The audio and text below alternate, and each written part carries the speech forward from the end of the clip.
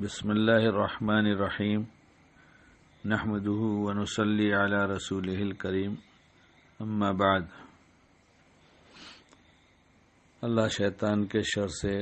مکر و فریب سے ہم سب کو بہت بچائے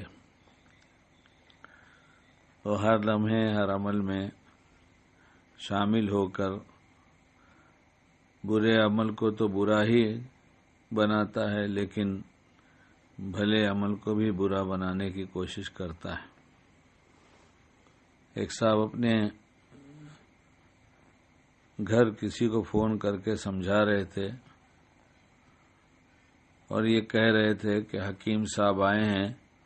تمہارا حال بتاؤ تاکہ میں ان سے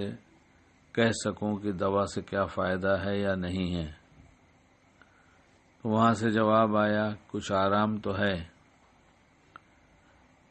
لیکن اور ان کی گفتگو جب آگے بڑھی تو انہوں نے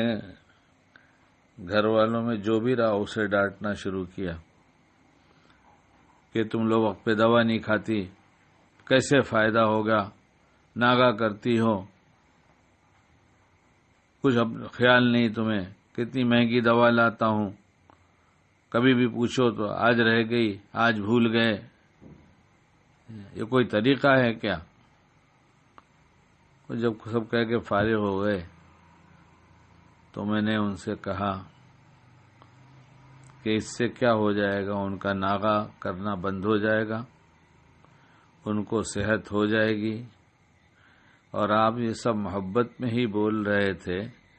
تو اس طرح سے بات کرنے سے محبت بڑھ جائے گی یا ان کے دل میں آپ کے بارے میں کچھ غصہ آئے گا،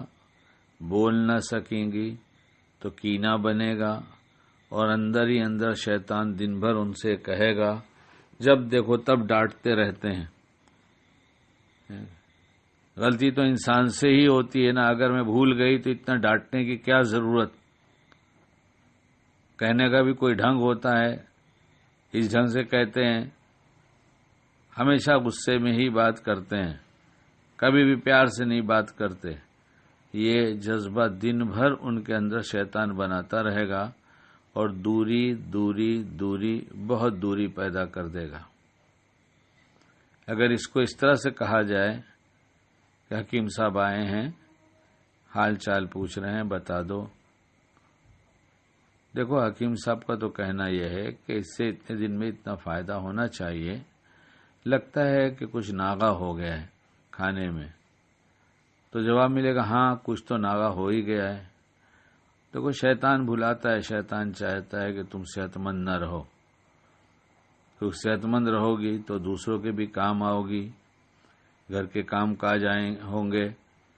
کسی پہ بوجھ نہیں بنو گی، اور صحت مند رہو گی تو عبادت بھی کر سکو گی، خدمت بھی کر سکو گی، بہت کچھ اچھے کام تم سے اللہ لے لے گا۔ تو شیطان تو بھلاتا ہی ہے، اس لیے میں جانتا ہوں کہ تم لاپرواہی نہیں کرتی ہو، تم تو بہت اچھی اور سمجھدار ہو،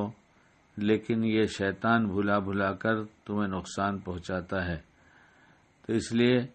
دیکھو آئندہ بہت وقت کی پابندی کے ساتھ دوا کھا لیا کرو۔ اچھا اگر تمہاری دوا 3 ٹائم کی ہے تو تم اسے نماز سے جوڑ دو کہ فجر کے وقت کھا لیں گے، ظہر کے وقت کھا لیں گے، بعد مغرب کھا لیں گے، 3 وقت کی دوا 3 نمازوں سے جڑ جائے گی تو تمہیں یاد بھی رہے گا، اور ایسا کر لو گی تو جلد سے جلد صحت مند ہو جاؤ گی۔ اگر اس طرح سے کہہ دیا جائے تو انہیں کتنا اچھا لگے کہ ان کا کوئی قصور نہ بتایا جائے اور بات پوری ہو جائے، تو ان کو محبت بھی بڑھے گی کہ ہمیں بہت پیار سے سمجھاتے ہیں، کبھی ڈانٹتے بگڑتے نہیں ہیں۔ اب ان کو غیرت بھی آئے گی کہ اب اچھا نہیں ہے کہ آئندہ پوچھیں تو میں جواب میں یہ کہوں کہ میں بھول گئی تھی، نہیں، پابندی کروں گی انشاءاللہ۔ سمجھانے کا جو ڈھنگ تھا وہ ہم بھول گئے، سمجھاتے ہیں ناسمجھ بن کر۔ شیطان ہمیں ایسا ڈھنگ سکھاتا ہے کہ ہم خود نہ سمجھیں، ہم کیا سمجھائیں گے کسی کو۔ اللہ ہمیں شیطان کے شر سے بچائے اور ہر بد اخلاقی سے بچائے، اور جس موقع پر جو کرنا اللہ کو پسند ہے وہ کرنے کی توفیق عطا فرمائے۔